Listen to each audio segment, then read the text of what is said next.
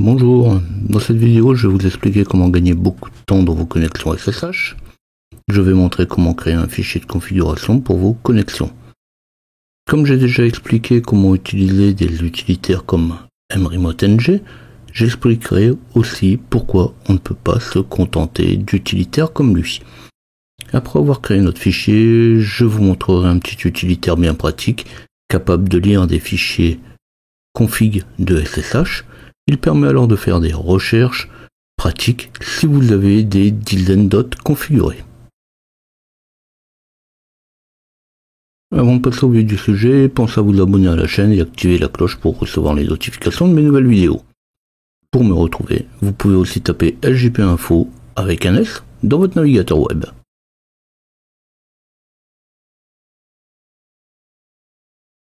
Alors ici, je n'ai rien installé, il suffit d'avoir un système qui peut se connecter en SSH. Si vous suivez cette vidéo, ça doit être le cas. Sinon, je vous conseille de voir mes vidéos sur Linux. Mais des vidéos qui parlent de SSH, comme PuTTY, SuperPuTTY, mRemoteNG, j'en ai fait pas mal. Alors comment se connecter en SSH, ce n'est pas vraiment le sujet. Donc ici, je vais expliquer comment créer un fichier de configuration pour vos connexions SSH. Avec l'emploi d'un fichier de connexion, vous utilisez les mêmes commandes classiques de connexion par le SSH. On ne les tape pas, mais c'est le fichier de config qui s'en charge et il est là pour. Mais vous pouvez utiliser tout type de connexion. Surtout, je pense aux connexions qu'on n'arrive pas à faire avec des outils comme PuTTY ou mRemoteNG. Les connexions qui utilisent des clés SSH par exemple, ou encore, ce qui est beaucoup utilisé en entreprise, les systèmes à double authentification, OpenID, ou les versions propriétaires qui en sont dérivées. Mais aussi les connexions complexes au travers de Bastion par exemple.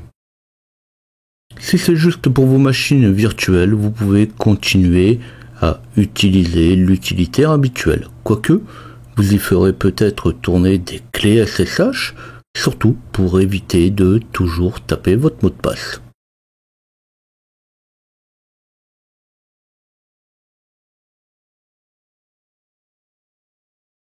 Déjà une bonne nouvelle, le fichier de config fonctionne sous Windows comme Linux. Ici je prends ma configuration sur Linux, un WSL, mais sur Windows, vous pouvez créer le même dossier et le même fichier. La création d'un fichier ou d'un dossier sous Windows, c'est pas la peine que je l'explique. Comme si j'utilise Linux, je donne quand même les commandes pour Linux, mais je viens de l'expliquer pour Windows. Alors bien sûr, tout ça se passe dans le dossier de l'utilisateur. Et je vais faire un mkdir espace-p tide/.ssh avec -p qui va me créer le dossier s'il n'existe pas. Et s'il existe, eh bien, il ne me retournera pas de message d'erreur. Puis je vais faire un touch tide/.ssh/config. Le tide, c'est pour lui dire que je suis dans le dossier home de l'utilisateur. Je pourrais très bien faire un touch.ssh/config. Alors pareil, si mon fichier existe, touch ne me retournera pas d'erreur. Et je vais terminer avec un chmod 600 sur le .ssh/config. Donc tout ça pour protéger mon fichier. Alors pourquoi deux fois j'ai dit si le dossier existe, si le fichier existe, c'est parce que mon fichier est déjà créé. Comme ça je vais pouvoir l'éditer directement pour gagner du temps plutôt que de tout taper. Ce n'est pas un exercice de frappe.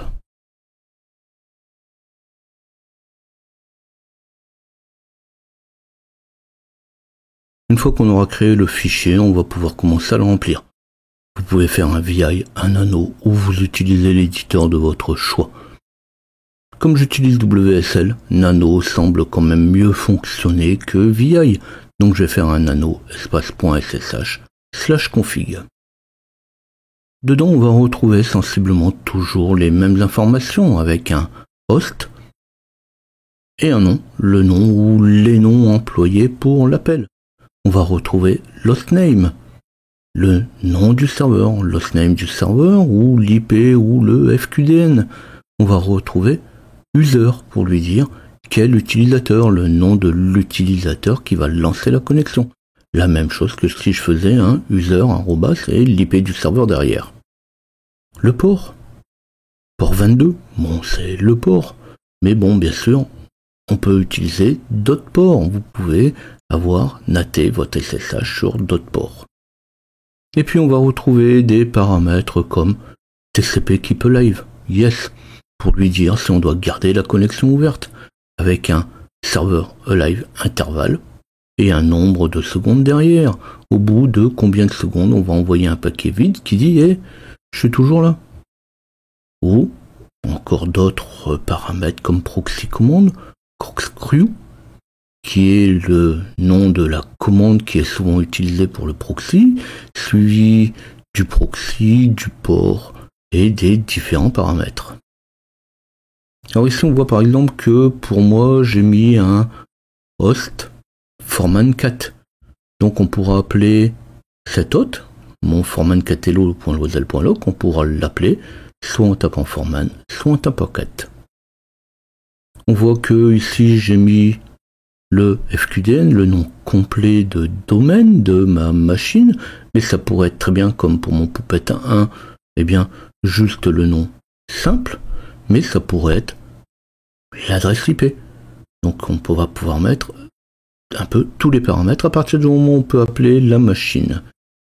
Et on voit par exemple à host perso, eh bien chaque fois que je vais taper perso, alors quel que soit le nom, quel que soit ce qui suit derrière, il appellera la même machine, mon même hostname.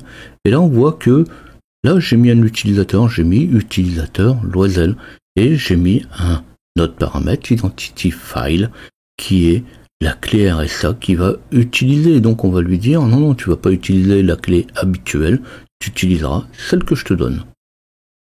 Derrière, on retrouve un paramètre un petit peu classique avec un host étoile qui va lui dire, ben voilà, pour tous les hôtes, eh ben on va utiliser l'utilisateur root. Parce que avant, par exemple sur mes Linux, sur mes Puppets, j'ai pas mis d'utilisateur. Eh bien on va le retrouver si pour tous les hosts, eh ben on utilise l'user root avec un TCP keep alive et un serveur alive intervalle de 300. Ça, j'en ai parlé juste avant. Donc on voit que c'est pas compliqué, on est quand même avec des paramètres relativement simples. Alors dans tout ça, il y a quand même un point de vigilance, il va falloir respecter l'indentation. Vous avez vu que je mets host étoile et je décale user TCP alive ou serveur alive intervalle. Donc il va falloir absolument respecter cette indentation, ce décalage, et surtout faire attention si vous mettez des espaces ou si vous mettez des tabulations. Si vous mettez tabulation d'un côté et espace de l'autre, vous risquez d'avoir des messages d'erreur qui vous disent « je comprends pas les commandes ».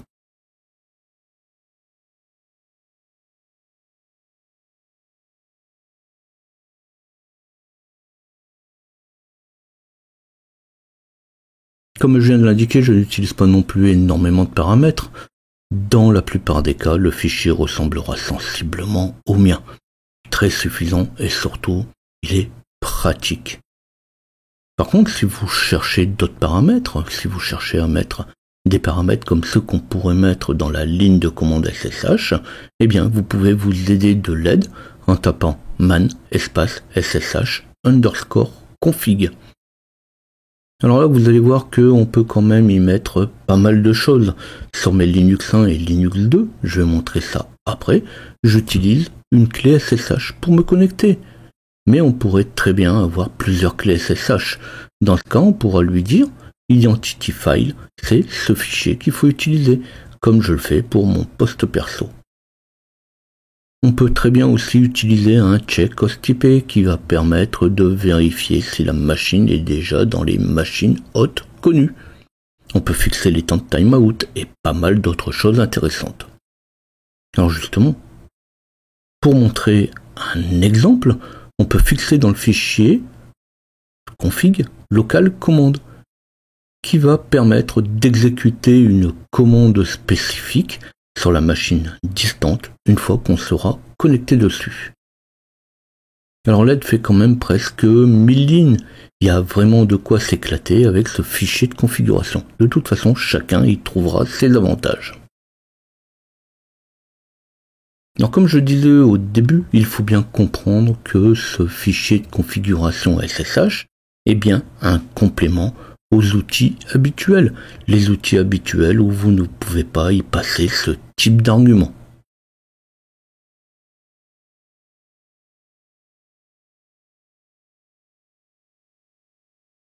Maintenant que mon fichier de configuration est enregistré et que j'ai mis ce qui m'intéressait et surtout ce que j'avais besoin, je vais pouvoir me connecter. Alors il ne suffit plus que de taper SSH suivi du nom de l'hôte. Donc là par exemple j'ai mis Foreman 4, je peux faire un SSH Foreman ou un SSH 4, puisque j'ai mis les deux noms dedans et qui vont appeler le même hôte. Bon là par contre je dois encore taper mon mot de passe. Mais si je fais un SSH Linux 1, ici, j'utilise une clé RSA, je n'ai plus rien à faire. Je tape juste SSH Linux 1, je n'ai pas besoin de mettre le nom de l'utilisateur, je n'ai pas besoin de mettre le mot de passe, ni l'adresse IP. Automatiquement, il sait ce qu'il doit faire.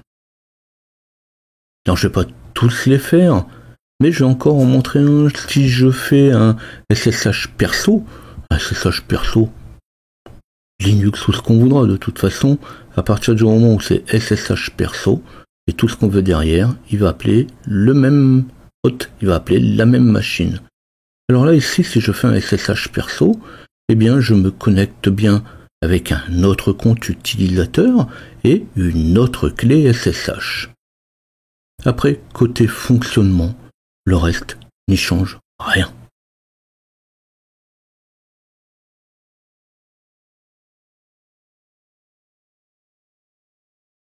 Maintenant qu'on a vu le fichier de config, vous allez très vite y mettre toutes vos machines.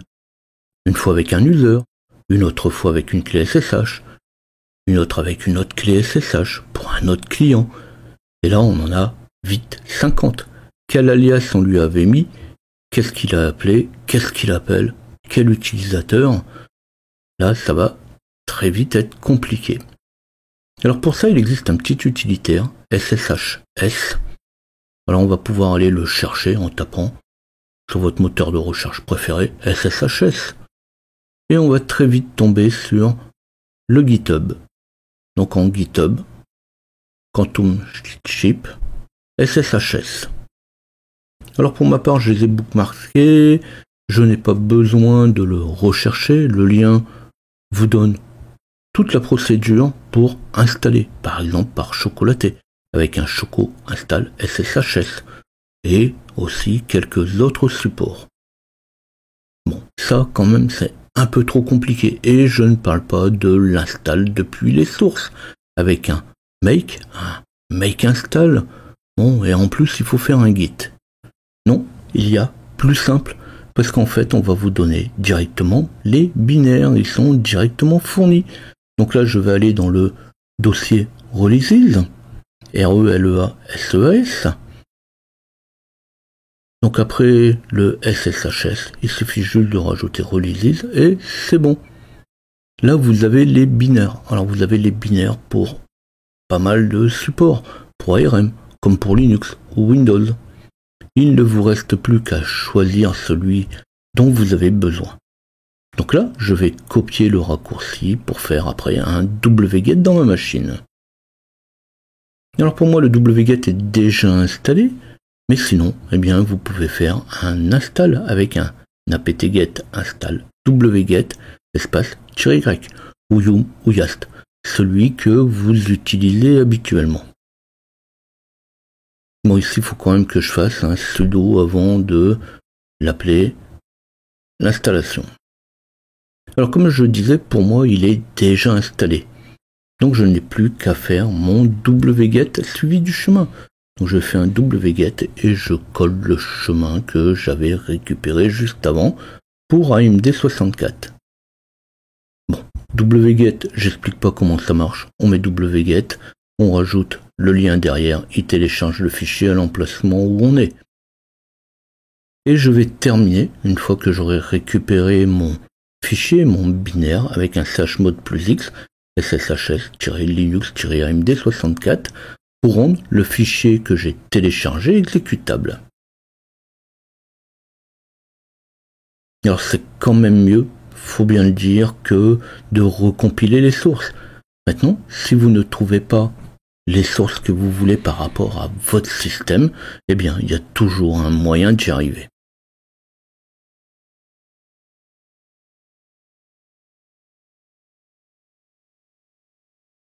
Donc maintenant que j'ai récupéré mon programme, qu'il est mis en exécutable, il ne me reste plus qu'à lancer. Sous Windows, ça sera exactement la même chose, le résultat est exactement le même, c'est exactement le même affichage. Donc rien de compliqué. Maintenant, si c'est toujours trop difficile de voir comment il fonctionne, vous avez la vidéo dans le premier lien GitHub. On retrouve tout de suite la liste de nos machinotes, puisque en fait, ces petites utilitaires, on va aller lire le fichier config. Alors par contre, Foreman4, qui est composé de 2 noms, ne fonctionne pas, parce que les noms sont coupés. Quand on va appuyer sur Entrée, il va essayer de faire un SSH Foreman4, et forcément, ça n'existe pas. Pareil, il ne sait pas tout traduire. Host étoile, il ne sait pas que ce qui est dans host étoile correspond à tous les hosts. Du coup, on n'a pas forcément l'utilisateur qui est affiché. Alors en dehors de ces 2 petits soucis, après on ne peut pas dire non plus que c'est bien bloquant.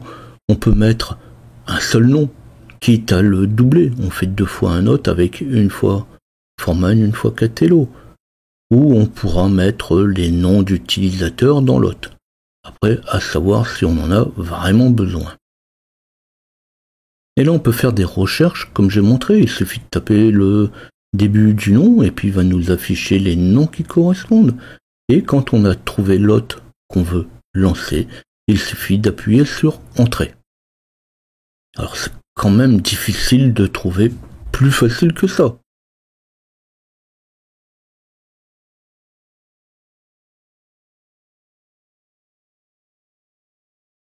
Cette vidéo n'est pas forcément très longue, il y a quand même beaucoup de choses à dire. Le fichier config, on accroche ou pas. Pour ma part, je vais l'utiliser dans certains cas, c'est quand même bien pratique. Si vous n'avez que quelques serveurs avec des noms à rallonge compliqués, les uns en prod, les autres en pré-prod ou en test, avec juste une lettre qui change entre la prod et la pré-prod, on peut très vite s'y perdre. Alors là, le fichier config a toute sa place. Par contre, si vous avez des centaines, voire des milliers de clients, il ne reste pas grand-chose de plus pratique que de taper l'adresse IP. Après, l'utilitaire SSHS, si vous avez beaucoup de machinotes dans votre fichier config et que vous avez des soucis pour vous en rappeler, c'est quand même bien pratique. C'est pratique aussi d'avoir accès au nom de l'hôte du fichier et son nom ou son IP réel.